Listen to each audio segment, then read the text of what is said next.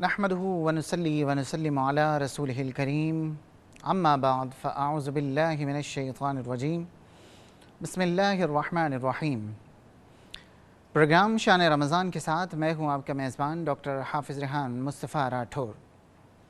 ناظرین کرام، آج جو موضوع ہم اسٹوڈیو میں ڈسکس کریں گے یا جس پر ڈیبیٹ ہوگی وہ ہے نکاح، کہ نکاح کی قرآن مجید برہان رشید میں یا اسلام میں کیا اہمیت رکھی گئی ہے۔ قرآن مجید برہان رشید میں اللہ رب العزت فرماتا ہے وَأَنْكِحُوا الْأَيَامَ مِنْكُمْ وَالصَّالِحِينَ مِنْ عِبَادِكُمْ وَإِمَائِكُمْ إِنْ يَكُونُوا فُقَرَاءَ يُغْنِهُمُ اللَّهُ مِنْ فَضْلِهِ وَاللَّهُ وَاسِعٌ عَلِيمٌ۔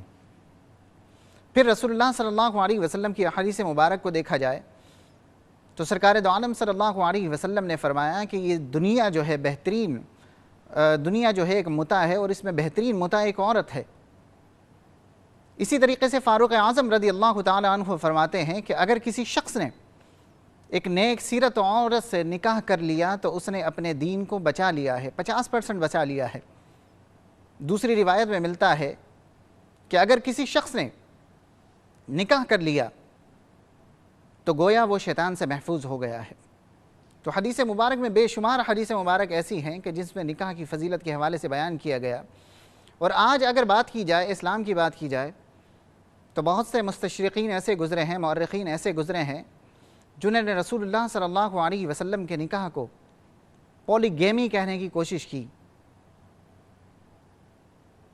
خواہش پرست یا ایسا شخص کہ جسے سیکس کی بہت زیادہ ہوس ہو، یہ کہنے کی کوشش کی۔ تو آئیے ذرا ان سے ایک عیسائیت سے بات کی جاتی ہے کہ اگر کوئی شخص ایسا ہے کہ جو اپنی نفسی خواہشات کا غلام ہے، اگر وہ شادی کرتا ہے تو اس کی پہلی جو ڈیمانڈ ہوگی وہ ایسی ہوگی کہ ایسی عورت ہونا چاہیے جو خوبصورت ہونا چاہیے، ینگ ہونا چاہیے، جوان ہونا چاہیے۔ تو اپنے نبی آخر الزمان صلی اللہ علیہ وسلم کی جانب اگر دیکھا جائے تو سرکار دو عالم صلی اللہ علیہ وسلم نے جو پہلا نکاح فرمایا وہ ایسی خاتون سے فرمایا کہ جو کنواری نہیں تھی، بیوہ تھی، 40 سال کی جن کی عمر تھی، اور سرکار دو عالم صلی اللہ علیہ وسلم میں اور ان کی عمر میں 15 سال کا فرق تھا۔ تو ایسا شخص کہ جو اس وقت جوان ہو، ینگ ہو، اور جس کو کہا جائے فریش بلڈ ہو، تو کیا وہ ایسی خاتون سے شادی کرنا پسند کرے گا کہ جو آلریڈی بیوہ ہو، 15 سال بڑی ہو؟ یقیناً سرکار دو عالم صلی اللہ علیہ وسلم نے جو نکاح فرمائے ہیں اس کی بہت سی حکمتیں ہیں۔ واحد ازواج مطہرات میں حضرت عائشہ صدیقہ رضی اللہ تعالی عنہا ہماری وہ ماں ہیں جو واحد ایسی تھی جو کنواری تھی۔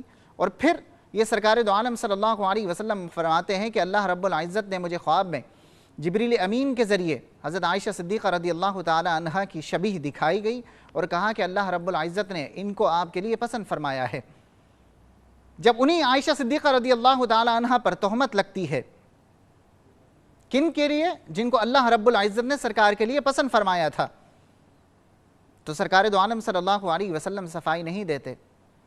اگر سرکار کہہ دیتے تو آج کے دور میں کوئی کہہ سکتا تھا کہ جناب یہ حدیث مبارک ہے، اس میں ضعیف ہے، اس میں حسن ہے، اس میں یہ ہے، اس میں وہ ہے، طرح طرح کی باتیں کی جا سکتی تھی۔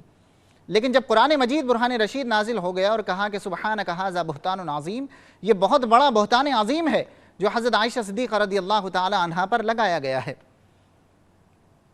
ایک بہتان حضرت عائشہ صدیقہ رضی اللہ تعالی عنہا پر لگا، سرکار دو عالم صلی اللہ علیہ وسلم خاموش رہے۔ جواب کس نے دیا؟ اللہ رب العزت نے جواب دیا۔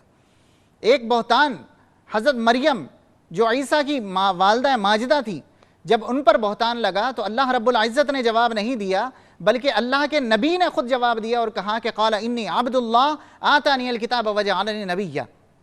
تو معلوم ہوا کہ یہاں پر فضیلت حضرت عائشہ صدیقہ رضی اللہ تعالی عنہ بیان کی جا رہی ہے کہ جب ان کی سیرت پر، ان کے کردار پر اگر کوئی بہتان لگاتا ہے تو ان کے شوہر سرکار دو عالم صلی اللہ علیہ وسلم جواب نہیں دیتے بلکہ اللہ رب العزت جواب دیا کرتا ہے۔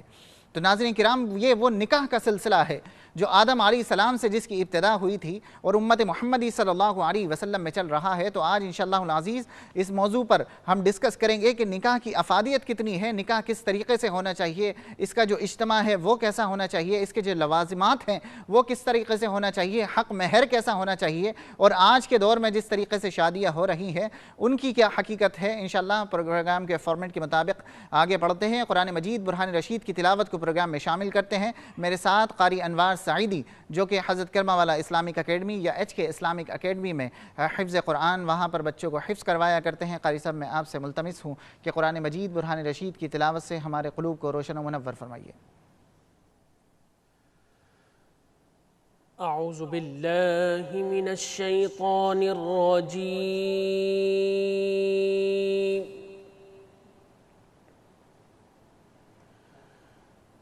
بسم اللہ الرحمن الرحیم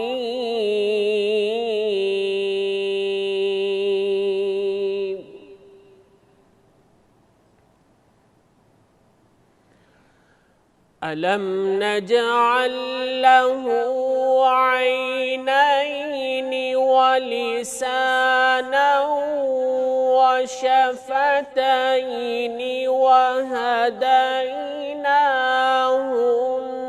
النجدين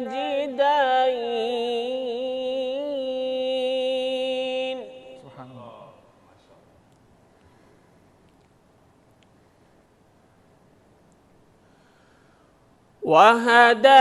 وهديناه النجدين فلاقتحم العقبة وما أدراك ما العقبة سبحان اللہ۔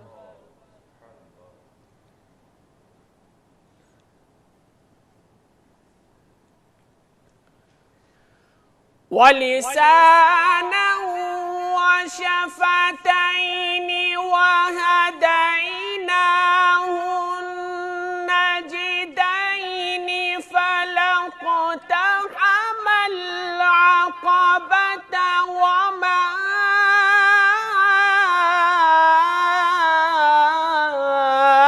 أدراك ما العقبة سبحان اللہ۔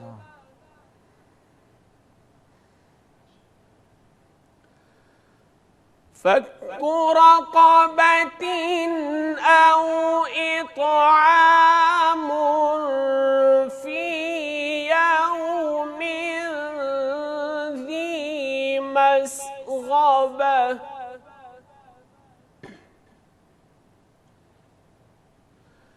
يتيما ذا مقربة أو مسكينا ذا متربة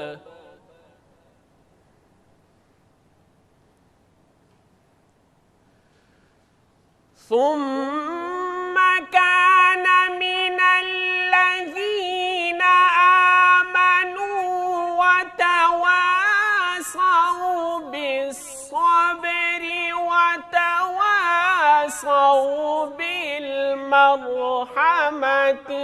أولئك أصحاب الميمنة سبحان اللہ۔ والذين كفروا بآياتنا هم أصحاب المشأمة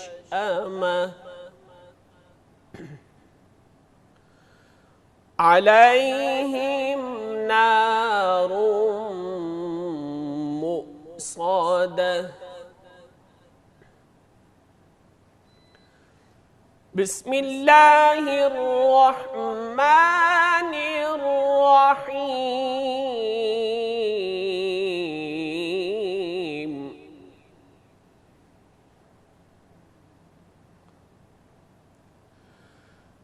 والضحى والليل إذا سجى ما ودعك ربك وما قلى وللآخرة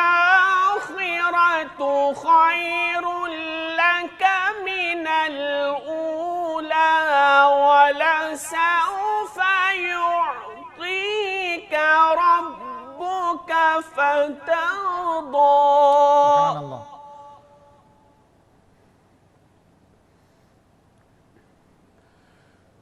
ألم يجدك يتيما فآوى ووجدك ضالا فهدى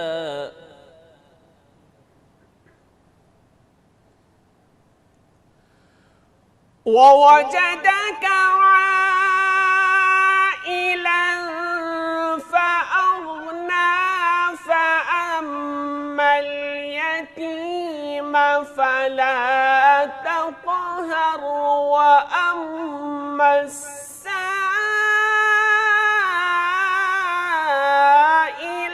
فلا تنهر سبحان اللہ.